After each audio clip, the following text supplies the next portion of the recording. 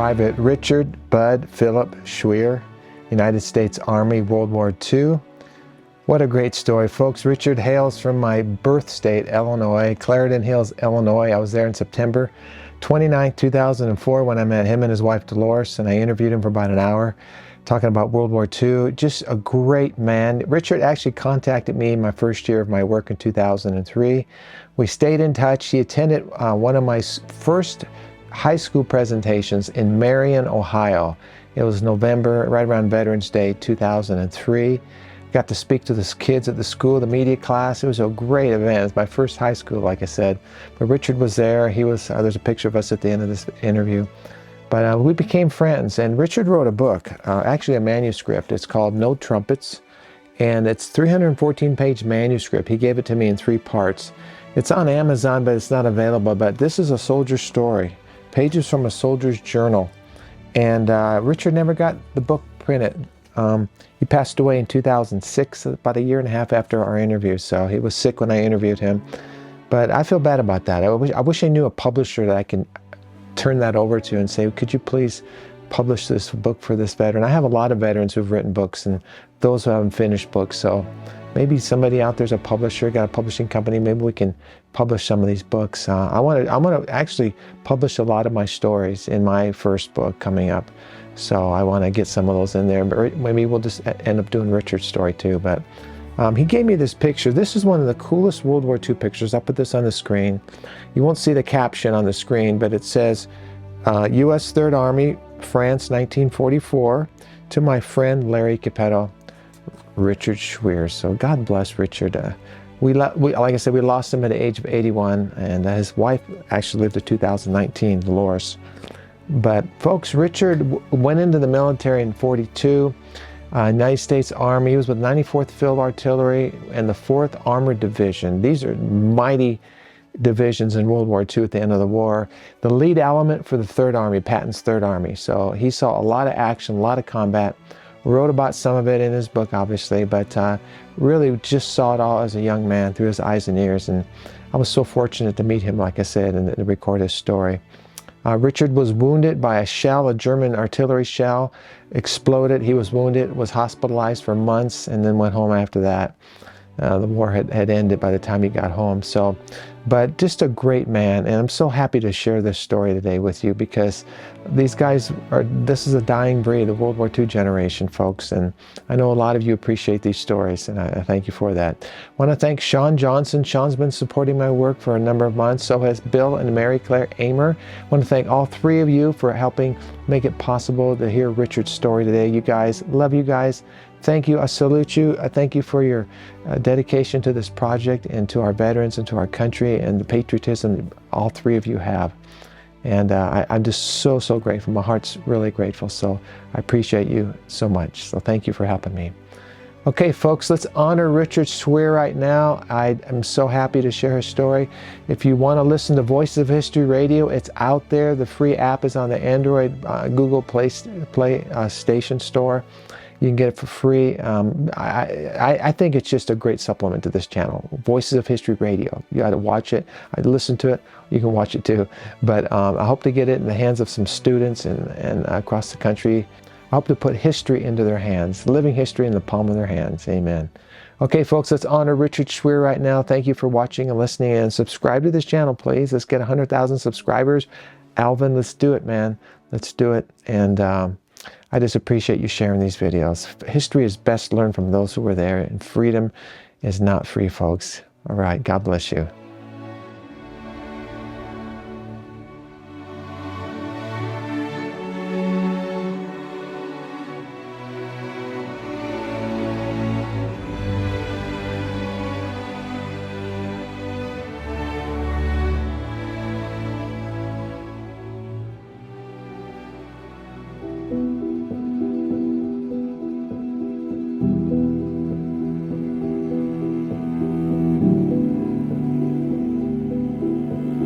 Tell me the unit, division you were with during Normandy. I mean, I don't remember. Tell me the whole unit. You know, they have the brigade, the division. What were you with?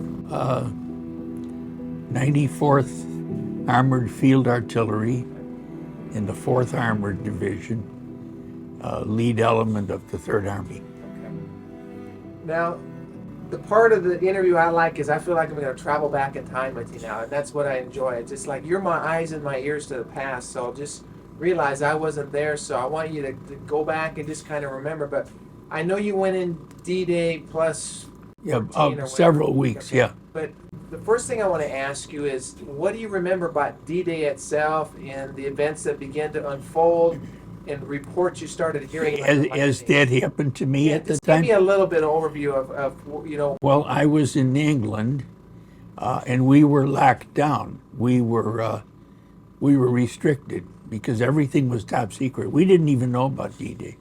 We had no idea. We had no access to newspapers or radios. We couldn't write letters. We were, in effect, imprisoned. You know, this was all top secret. We had no idea of D-Day. We didn't know it happened. We didn't know anything about it. We knew the only thing that I know later, after I found out about it, was we watched DC-3s flying over real low, maybe 500 feet, towing gliders. We watched them, just it seemed like forever, going over, flying over us, each one towing those wooden gliders. We had no idea they were going to France. We had no idea. We didn't have the faintest clue what was going on. We had no time frame, no mail, no newspapers, no radios, and that continued for a long time. For weeks, but we just didn't know what was going on. That was all very secretive. Tell me about your involvement with the landing on Omaha, and as you do, had you heard reports of maybe how brutal the initial landings were? Yeah, gradually that filtered to us. And did that have an effect on you landing? We were too dumb to be scared. We weren't scared because we didn't know anything. We didn't know what was going on. They shipped us to Southampton by rail, and we boarded a large ship of Indian registry. And people think the English Channel is small, that you just about can walk across. In reality, it took several days. But they were going real slow, taking their turn. And so when we finally did get to France, most of the things that we knew or heard about were more of rumors. And when we did get to France, we had all our equipment, our packs and our rifles and everything. And we went over the side of the ship, down cargo nets, into Higgins boats. And then we went on into Normandy. And by that time, that was several weeks. I don't have an exact time frame. By that time, they did have some piers, and we landed at a piers. We didn't have to go ashore on the sand. And we were just awestruck by the destruction that we saw there. It was so horrible that I really can't even describe it. They had a breakwater. They sunk ships, and they had these concrete boxes that they made in England. This just stretched forever. And there were boats coming in, going in, landing at the different piers. And we actually landed right at Omaha Beach. And I remember walking up that long hill with my pack and my rifle. And we saw that great big cemetery. It was terrible. We saw the crosses that just stretched forever. They were wooden, real rough wooden crosses, but there was no end to them, absolutely no end. And still, it was emotional, but we still didn't know what the hell was going on. We like I said, we were too dumb to be scared. And then I was in the Third Army, but in reserve, and we really didn't have a good time frame for anything. I remember that when we landed, we just, I don't know if you know what the bocage country is. Bocage is the hedgerow country. And it's these hedges that delineate all the different fields. And we stayed, there were foxholes dug alongside the fields, and each one of us occupied one of them, or some cases, two of us, and had a tent pitched above it. And we stayed there, and I have no idea how long it was. It was probably several weeks. And I remember it was apple country and pears. I remember eating apples and getting very, very sick and throwing up. And I was in a double foxhole with another guy, and I woke up in the middle of the night and threw up all over him. And he was such a nice guy. He helped me clean up and everything. And then another night or two later, it began to rain, and it rained and rained and rained. And we're down there sleeping in these holes, and our tent came apart, and all the water flooded down on us. It was the middle of the night. And somehow we managed to scrape by and get by all right. And then the first night we were there, we didn't know it. We didn't know what was going on at all. Nobody tells you anything, and nobody even knows what's going on. German planes would fly over at night. In France, or in Europe, I guess in general, they had what they call double daylight saving time. Instead of moving the time 1 hour, they moved it 2. So consequently, it stayed light real late. And as soon as it got dark, German planes would fly over. In the morning, when it got light, American planes, fighter planes, would fly over going the other way. Extremely low, maybe like 35 or 40 feet, clipping the treetops. And plane that you don't see much or hear of was P-38s. And we used to see P-38 just going wide open, literally clipping the treetops. Anyway, at night, when the Germans would fly over, the first night we were there, we were not aware of it. And where we were was right adjacent to a 90 millimeter anti-aircraft cannon, which is a long-barreled rifle pointing almost straight up. And we go to bed and go to sleep, and when 11 o'clock comes, the German planes started coming over, and this anti-aircraft cannon started firing, and it just about scared the hell out of us. And even after several weeks, the front lines were not very far in. We could hear artillery, even that long. And then we later on finally got into the Third Army Reserve, and we were outside of St. Lo. I don't know if it means anything to you. We were there, and we were fortunately at a safe distance. And what they did, this was the beginning of the breakout. They had American bombers flew over just all day long without ever stopping. All you could hear, they were very high, 20,000 feet, and just bombing and bombing and bombing St. Lo. And as you probably know, they killed a lot of Americans. And we were fortunately far enough away so we couldn't see that and didn't hear about it. And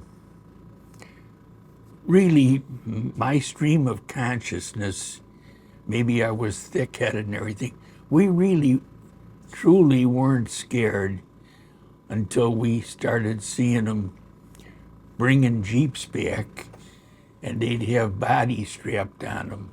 dead soldiers, you know, bringing them back to the cemetery. That's when it really started to get to me. Really did. I remember the first night I went up into the front lines, and it was raining and it was dark, and we had all our equipment and our rifles, and we were moving forward, and the Germans started firing artillery at us.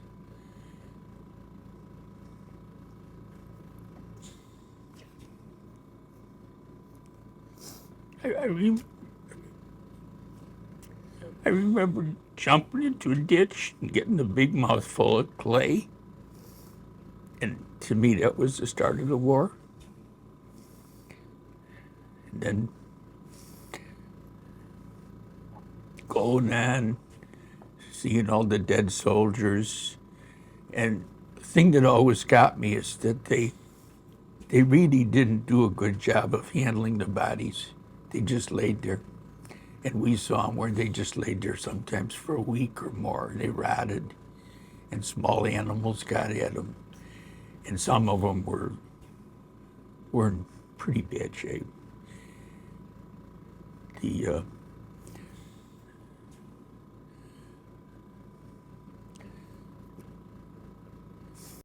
Tell me about the process. In your book, you mentioned mattress covers. Did you work with Graves Registration, or? No, but that was, we knew that they carried the big stacks of mattress covers. We had used those same covers in England for our bunks, and they're shaped just like a coffin, you know what a mummy thing is. And these are white, and in England they were white, quite coarse cloth with a drawstring at the top, and we stuffed those with straw. We slept on them in England, and then we wondered why we saw the big piles of them when we got to France and found out what they were for. That's what they stuffed the bodies in before they buried them. Can you tell me a little bit about, just take a few moments and tell me about either whether his name was J.D. Charles or Jimmy Polino? Can you tell me about the camaraderie ship that you had during that time? And we were very, very close. You made mention about how, I don't have the quote, about the bond that happens when you go through something traumatic with somebody. Tell me about that. He was, I can't even talk about it today. Okay. Then Richard, just do this for me. Tell me just about, you don't have to talk about him specifically, but just tell me about the camaraderie that you have with other soldiers, because you've gone through an experience. I mean, there's a bond. Isn't there a lifelong bond? The three of us were together. That part of the book is totally true. The names were different. He was the best friend I ever had in my life. He was killed in 1944, December 26th, was it? Right. And his grave marker is at the Omaha, at Scoville there. No, it's in Schwier. Okay. Yeah. But you've been there. We were there. Yeah. I found his grave. Yeah. You ever think about seeing him again in heaven someday or anything, or how do you think about that? I don't know. Yeah. I don't know. We had the most warm, wonderful relationship, and he was such a happy-go-lucky guy, always smiling and always telling jokes, and he was totally fearless. Absolutely. And I gotta say that I was not totally fearless. Nothing bothered this guy at all. He had, to say it the way it really is, he had a set of cojones. And he actually went up to Patton. He was only 19 years old when he got killed. He went to Patton and he volunteered for the Army of Occupation when the war was over. Went right up to him. He was just a wonderful guy. Can I ask what his real name was? Yeah, it's a crazy name. His name was Draper J. Charles, and he came from West Virginia. He had a soft Southern accent. Good-looking guy, black curly hair. What was the character, Jimmy? Is it Polino? What was his real name? I changed him from a Greek to an Italian. His name really was Jimmy Poriotis. He was a little short guy, just like I described in the book. And two, he was one tough guy. We had a good team. We really did. Bill, I want to ask you something else. If you could talk about, please, tell me about survivor's guilt. Tell me, just pretend like I don't know anything. It's terrible. I've It's heard. terrible. Well, I've heard. I know it is. If you can't talk about it, that's fine. It's just I've heard other No, veterans I refer can to talk that about it.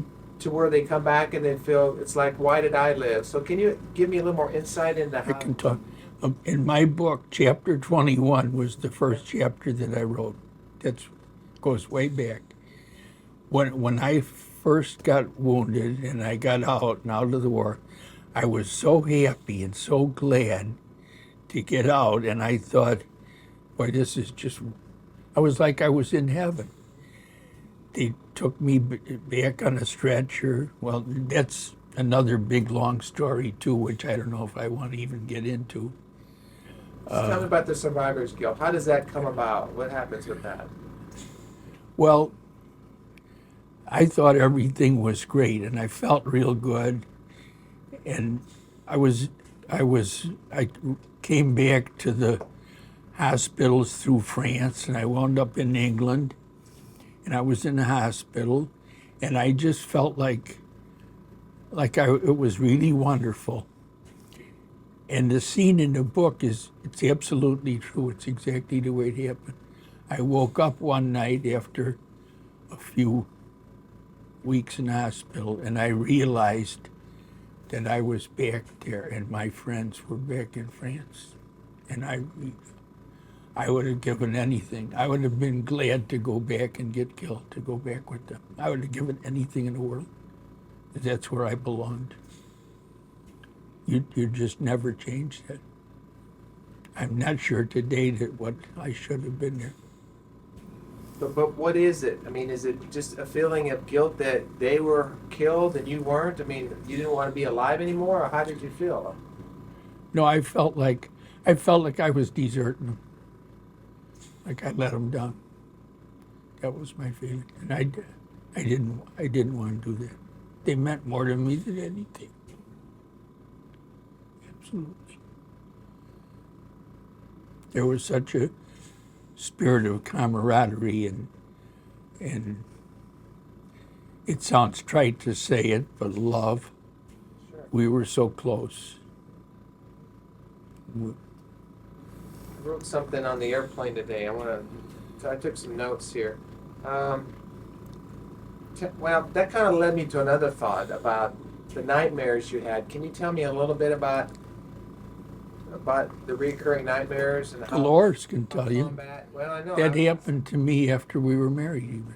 Oh, for years afterward. Is it just because of the Well, combat? I mean, what is it? I would wake up at night. You never get over the feeling when your artillery shells are coming in at you. It's such a tremendous explosion.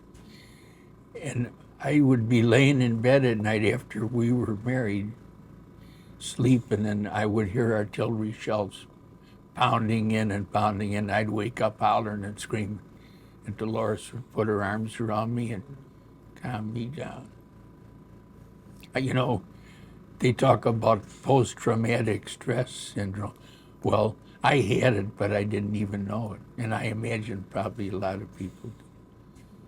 We just didn't know. See, the only thing I can relate is a 4th of July fireworks show, and that's nothing, I know, compared to. That is absolutely nothing. But let me tell you a quick little story. When I was at Omaha Beach on June 6th this year, they had the 50th anniversary celebration. They had fireworks going on at Omaha Beach, down by Veerville, and then way at the other end of the beach. And it was just like in harmony. It was an incredible thing. It kind of gave you a little tiny feel what it would have been like with all that artillery and shelling that day, because both of these things were in the distance. You could see the flashes and you can hear the explosions, as it were, and it kind of gave me just a little sense of what it could have been like 60 years ago. But you know, shell shocked, is that a term that we hear? Shell That was a shock? World War I term, but probably descriptive. Yeah. To me, shelled by artillery is terrible. And a lot of things that went on, fully didn't realize at the time. I was primarily working with a radio, which of course had a long antenna, and the Germans had radio direction finders, and so they knew what we were doing, so they could very easily home in on my antenna, and we were constantly under fire by artillery for the most part, and it's really bad. It's really, really bad. You made a mention on page 166 in your book that there's a lot of things I can't talk about, I'll never get over it, referring to probably combat and things like that. Are there things, now I've talked to a lot of guys now, so when I ask you this, but it seems like a lot of the men have purposely blocked some of the bad stuff out, which I think is a natural response. You just go through something traumatic and you forget it. And that's not my purpose of being here, but is that kind of what you were referring to there? Things I can't talk about, I'll never get over it. There's things, in battle and combat. It's kind of like, unless you've been there, you have no, like you mentioned the 4 F'ers in the book and the guys that were going to buy you a drink at the bar, whatever it's like. They don't have no idea what war was, Well, you know what they say about war, it's incommunicable. Yeah. And I think that's true. It's really true. If your life is on the line and you're in grave danger all the time, which we were, after a while it just does something to you. After a while, you get so that you know you're screwed. You just know you're screwed, and there's only two ways out, was to get killed or get wounded. And some people took the easy way out. They shot themselves. We had guys in my outfit that shot themselves, enough to get out. But that wouldn't work with me, and it wouldn't work with the guys I was with. I thought too much of them, and we just had too close a relationship. In fact, it's really what kept us going a lot was our comradeship and our friendship. I couldn't let my guys down. Did you ever have a fatalistic attitude towards combat? Oh, I knew I was screwed. Oh, yeah. Oh, yes. I knew I was never going to get out. I knew it. Everybody does. There is no way out. And those shells hitting close, and what they do to a person it's just unbelievable. So a whole lot of stuff in that book that's totally true. When I was wounded, and I hate to be taking up a whole lot of your time telling this stuff, but I'd like to hear about the actual artillery shell that wounded you. You don't have to tell the whole rehab process. well, Tell me about some of it just goes together, and it doesn't make sense unless you have it all. It was in the fall, of course, and winter came early. It started snowing, and it got real cold, which is really, really miserable. We took a little town, and I don't even know if it was in France or we were right on the German border, and it was snowing, and it was just a terrible, terrible fight. And finally, late in the day, it was dark and it was snowing, and we moved on into this town, and it was snowing like a son of a gun. And the town looked just like the way it looked in Saving Private Ryan, which was a lot of them looked like that. That one thing, they did have the scenery right. And this town was just shelled and bombed and burned out buildings, and most of it was burning. So we went in there, and there were tanks pulled in. And I remember a guy standing up, and so you could see his head and shoulders out of the tank. And it was snowing all over him, and he was hollering. And not incidentally, a part of the story was the Germans pulled out. They pulled back out. We didn't know it, but they pulled out deliberately. They were great at counterattacking. So they pulled out, and it was very quiet. There was no noise, which is eerie. It's very eerie. No machine guns firing, no artillery. This guy stood up in the tank and he hollered, "It's going to be a white Christmas." We got into town and we were able to just walk around and do anything. There were like storefronts and apartments. And Jimmy Poriotis and I, we went looking around to see what we could find. It was quiet. There was nothing going on. We were carrying our rifles on our shoulders. We found one building and we went upstairs. There was a bedroom there. So we said, we haven't even been in a house for months. There were two twin beds. We're going to sleep on these twin beds. In the meantime, the town was like a town square. And we Americans had vehicles all around the square, tanks and half-tracks and everything. So we both get in bed, and I had just with our clothes on, we didn't even take our boots off or nothing, laid our rifles down, lay down. And I had a real bad cold, and I kept coughing, and Jimmy Poriotis said, "God damn it, I wish the hell you'd die. You're driving me fucking crazy." So anyway, I didn't die, obviously. Sometime during the night, 2 or 3 o'clock in the morning, the way they fueled the vehicles, they pulled up 2.5-ton trucks with 5-gallon cans of gasoline on them, piled up to it. A truck pulled up right in front of where we were in bed, and then the Germans started shelling. And one of the first shells hit that truck. And it's right outside the window, as close as I am to you. And this thing, of course, blew up and started burning.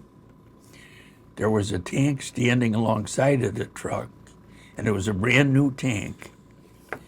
And the guy who drove the tank and his second lieutenant that was with him, instead of getting out and getting someplace to sleep, they decided they were going to stay in the tank.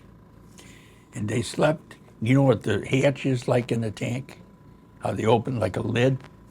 They're in the tank, and one of the first shells went right in there. And it killed the lieutenant, and the driver, it cut one of his legs off, and he was conscious. And I could hear hollering, screaming. And of course there was blood all over. Then the Germans kept on counterattacking. They just kept on shelling and shelling. My job was to direct artillery fire with the radio. So I got back in the half-track with the big radio. We used two kinds. We used a little small handheld radio, which had a pretty short range. And the big radio had a longer range, and I would call back to Fire Direction Center and give them directions. And there was a second lieutenant, was the forward observer. We maintained contact. He would try to get in a high place in the building where he could see better, and he would call back to me, and then I'd relay the directions. And we had just registered the guns, so we could hit anything. It didn't make any difference if it was light or dark. We had big maps with squares on them, and once we started calling fire orders, we would just tell the numbers of the squares, and we could just put anything anywhere we wanted it. So I'm on the radio, and it's night. Of course, it's dark, and they're shelling us, and we're firing at them.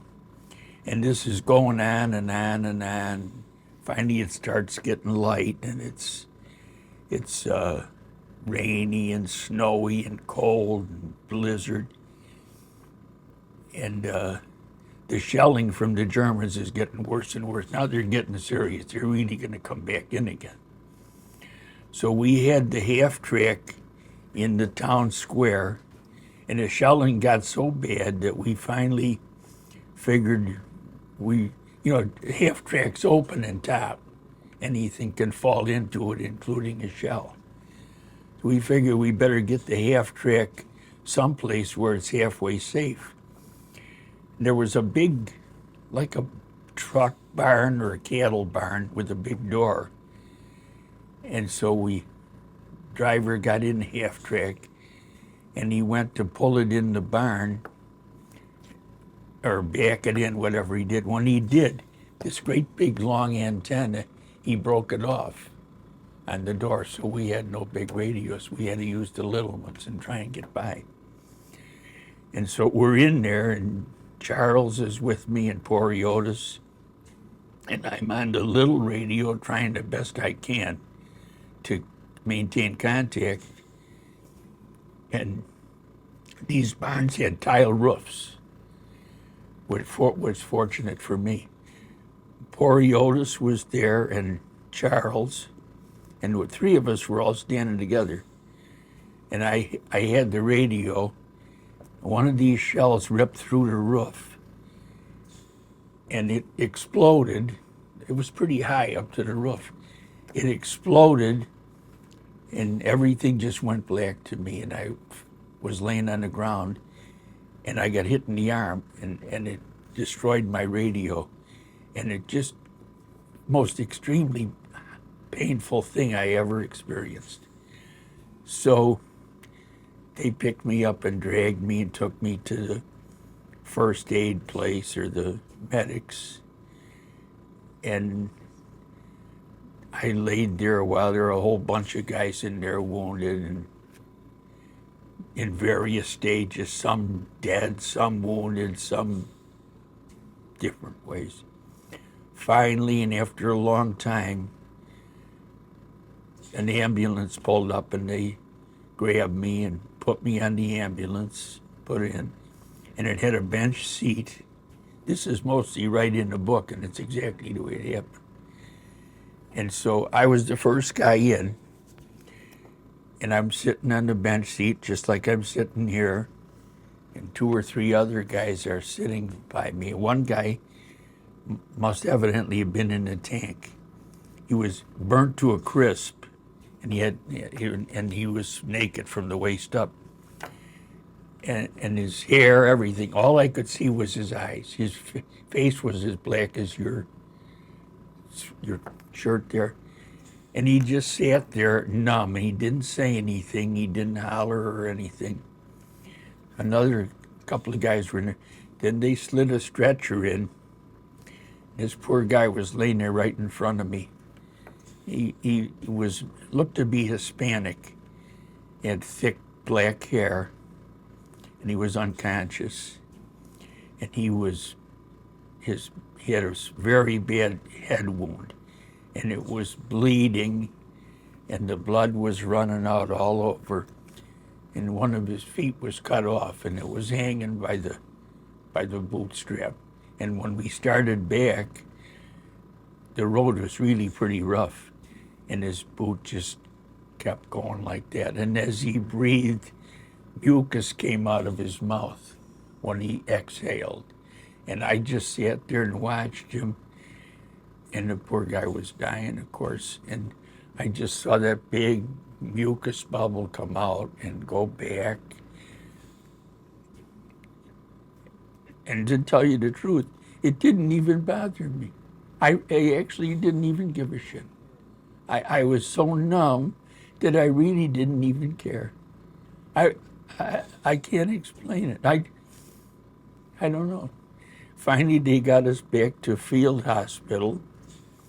They took him out, and the doctors just took one look at him and pulled a blanket over his face. He was dead. And then they got me and went over me, stripped me down. They found out my feet were frozen.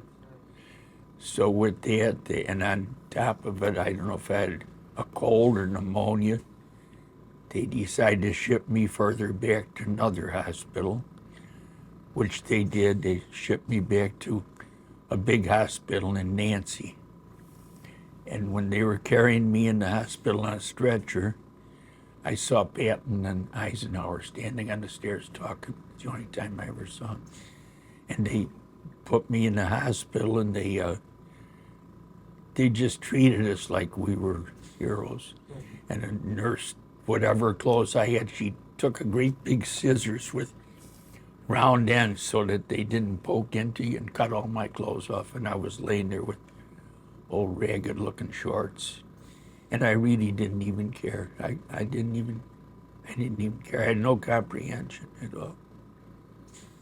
That's my story. Can you tell me, it's off the subject a little bit, but tell me about the name of your book and how that came about, No Trumpet. I've read it, but still I want to hear what No Trumpets means in regards to... No glory. Yeah. In a way, I didn't want to. I'm not an unpatriotic person. I'm very patriotic. I'm a flag waver, but was a downside to it, and I don't know. It just. Well, you said it. No glory. I mean, that's it right there. Yeah. Yeah. That's Yeah. it. Yeah. That's what I wanted to hear you There's say. no glory. No. Tell me about D-Day, Richard, just itself. You mentioned you're doing the what ifs in the book. What if we would have failed on D-Day? Looking back 60 years now, give me your view of D-Day, how important it was, and that we did what we did. Kind of recap D-Day. It had to be done, and I realized, just like what we're talking about in Iraq today, it's got to be done, and somebody's got to do it. And we're doing it, and we did it then, and it had to be done. It really did. And those men who are still there, they are the heroes. And in fact, bringing up what you just said, the reason I wrote the book was a tribute to those who made the supreme sacrifice. That's my tribute.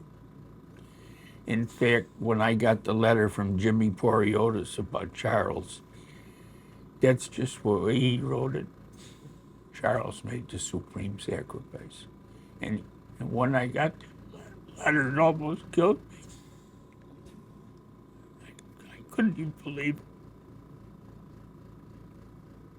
To give you an idea, Larry, my mother and father and sister died in about a year. That bothered me far less than Charles, if that'll make sense. Why do you think that is? That bond is so tremendous. I don't know whether people go into that in that much of detail, but male bonding in battle, I can't explain it because I just don't know. I don't know. I don't know. But there's a brotherhood there. I mean, Yeah. sharing something, just going through something tough together. Huh? Yeah. Tell me about your quote on page 200, nobody survives a war. You don't. I'm not over it right now.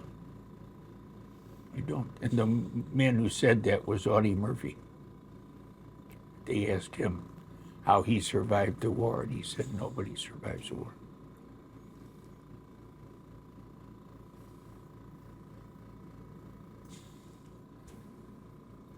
Give me just a couple of minutes. This is way off the subject, but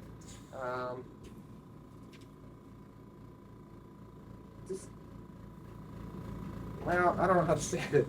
Just tell me about the romantic part of war regarding, you don't have to go into the whole story, but just, I was really moved by what you wrote there about, Sheila, and, even when you were in rehab and all that, and my heart just kind of went out to these, you think about today too, what's going on, but it's like, it's hearing that from a soldier that went through that. I mean, having to be away for so long, and you were engaged or whatever at that time, and then you mentioned that somebody else who was, and then this person took off and married a Marine or something. So What about that? Does that have anything to do with what we're talking about here? Do you feel as far? And you said it does. It's part of the book. I mean, I don't know if I asked you a direct question, but just tell me about that romantic little romance thing as a soldier. I was young. Well, Yeah, I was only 20.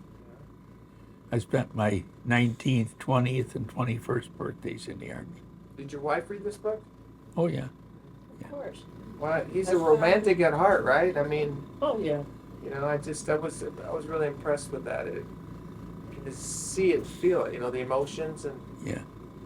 relate to a lot. It's of it's a mixture of fact and fiction. That's all I can really say. Well, I enjoyed it. I want her to read that. I think it was really good reading. I've gotten a lot of good feedback, very positive. Surprisingly, really surprised me a lot, is women your age have given me real good feedback. I was really surprised. I didn't think they would like it at all. It just didn't rack up to me at all. You know, I wanted to. I don't think I can find this, but you made a you said something in here. Was it blue funk? Does that ring a bell? You were going through a blue funk. Did I say that right? It sounded like a modern day term for Depression, something. right?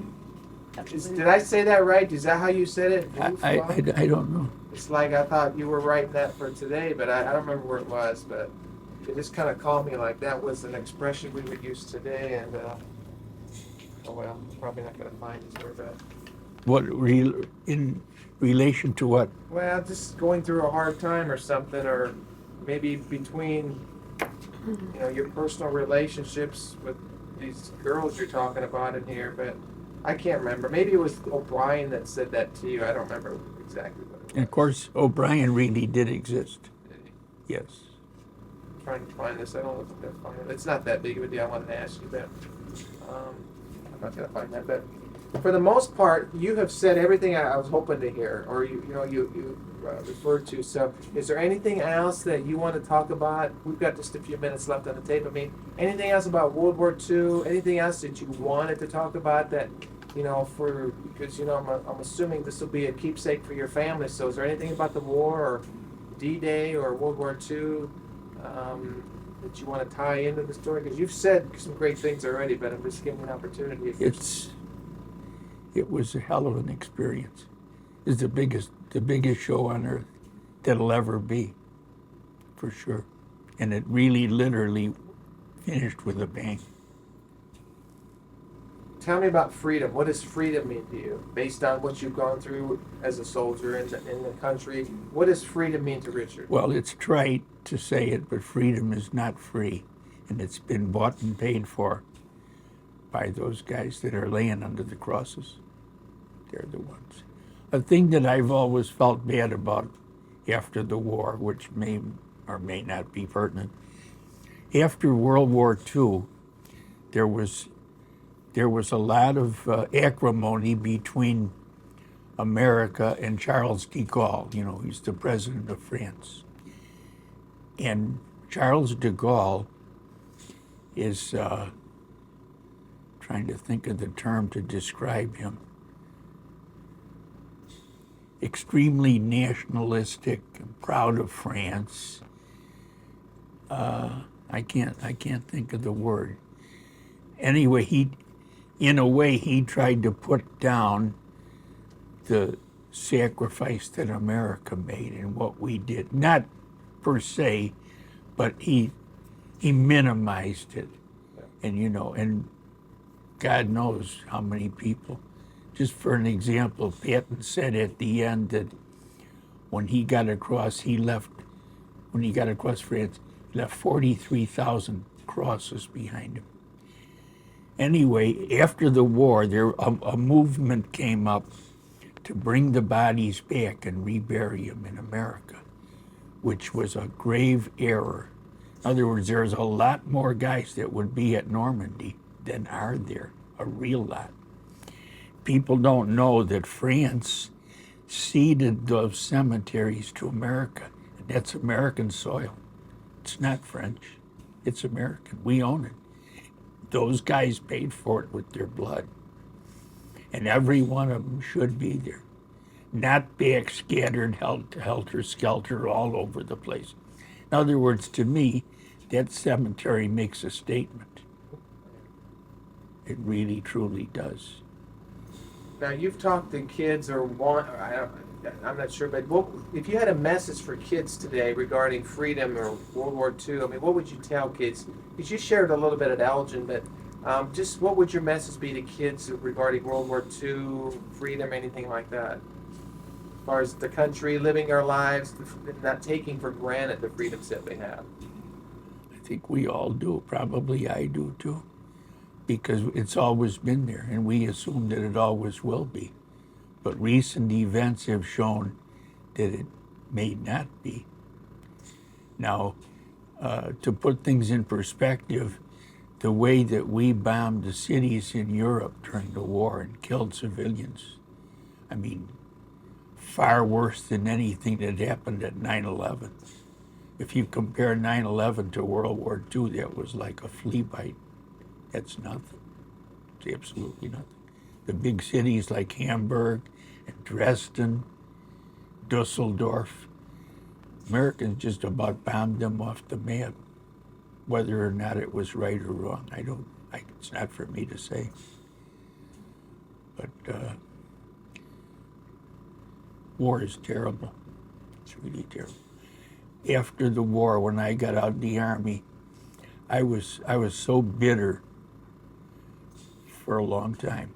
I was so bitter, and I went to work. I became a bricklayer, and I remember I worked out. There's a big atomic energy facility close by here. It's called Argonne National Laboratories. And I was working there in June of 1950.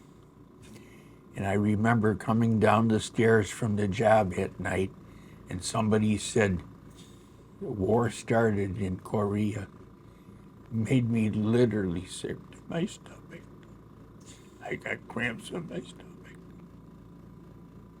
And I thought it was over, not to ever recur.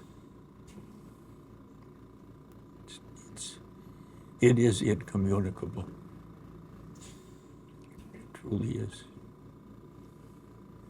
I don't know what else I can add. No, that's good. One other thought. I lost my thought. I'll get it back. Well, the thing about it is, we did the right thing. It had to be. There was no other way. I firmly believe that Hitler would have been over here. He really would have. You described him in your book, a half-size something with some goofy mustache and bad haircut. Yeah. Can you remember the exact quote? Megalomaniac or maniac, one or the other. Yeah. But what was your description? You said something about his mustache and his... With a mustache and a bad haircut. Yeah. Yeah.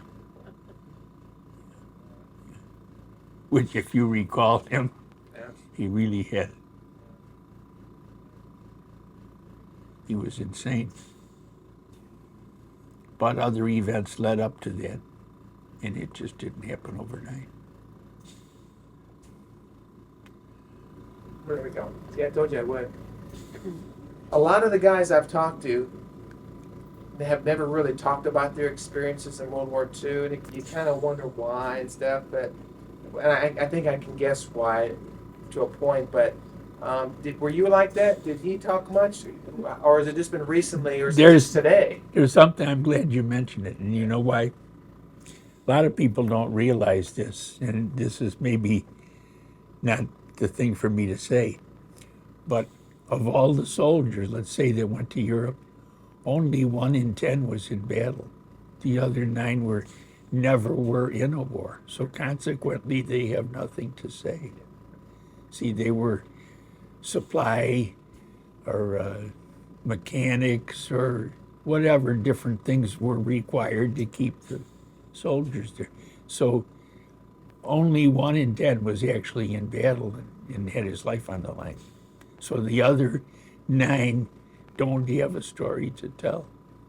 That's the way it is. But are you finding, is it today, have you talked about it? Has it been hard, or you've always talked about the war? I don't think you have. I think you probably chose not to talk about it. There's some things that I would rather. No, but just Yeah. just in general, your experiences in World War II, was it easier for you to talk about it after the war or not?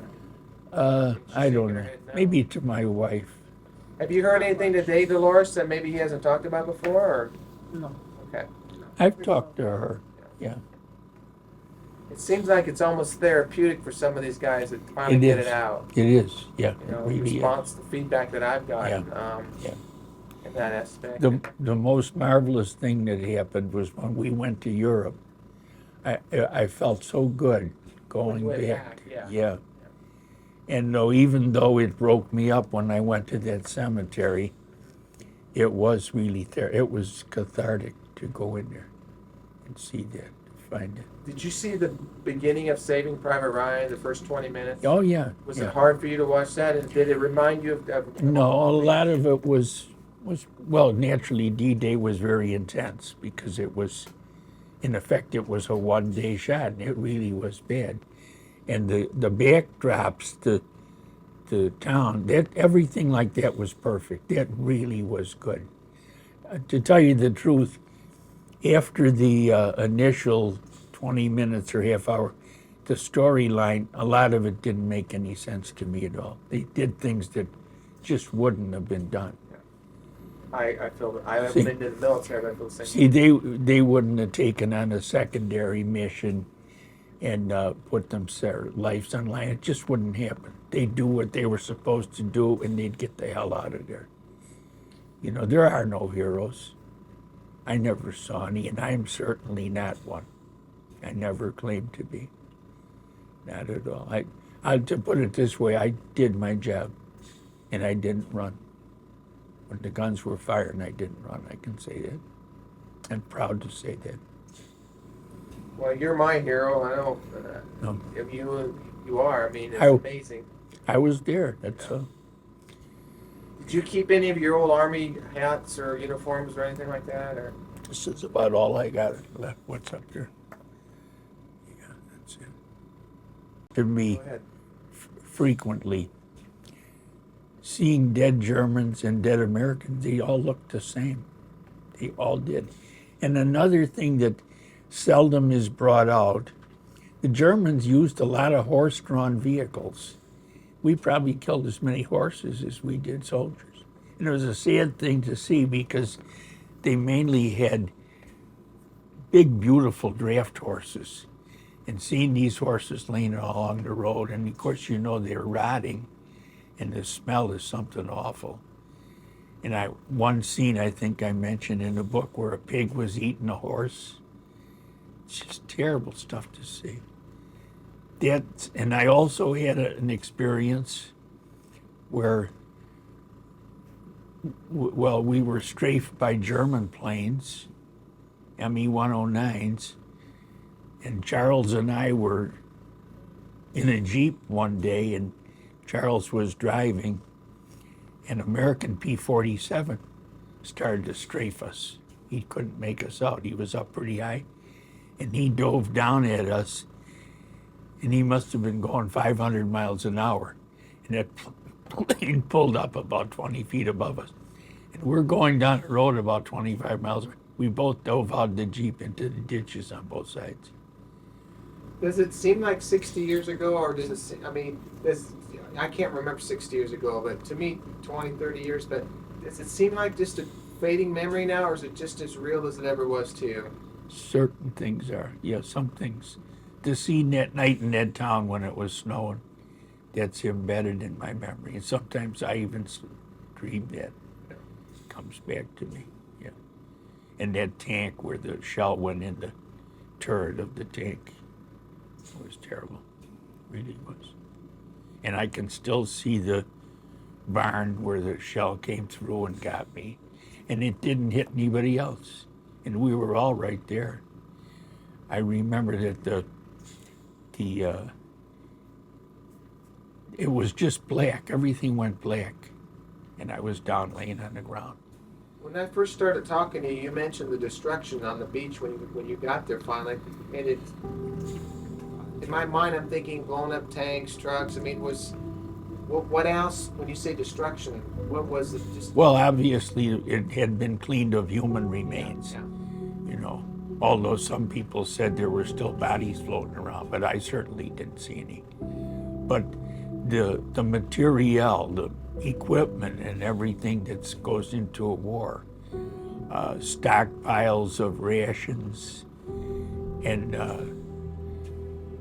guns and ammunition, and another thing too about guns, we carried rifles.